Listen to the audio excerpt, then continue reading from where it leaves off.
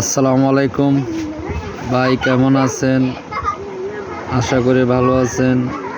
একটা ভিডিও নিয়ে আসলাম আবার বন্দরে জাহাজের।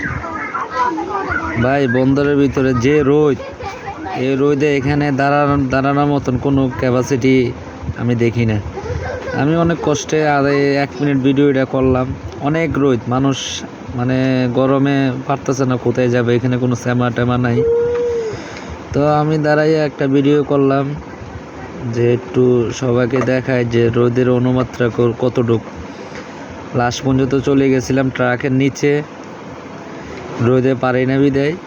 তো ভিডিওটা দিলাম, অবশ্যই সবাই দেখবেন, শেয়ার করবেন এবং লাইক করবেন। এই জাহাজ থেকে নামতেছে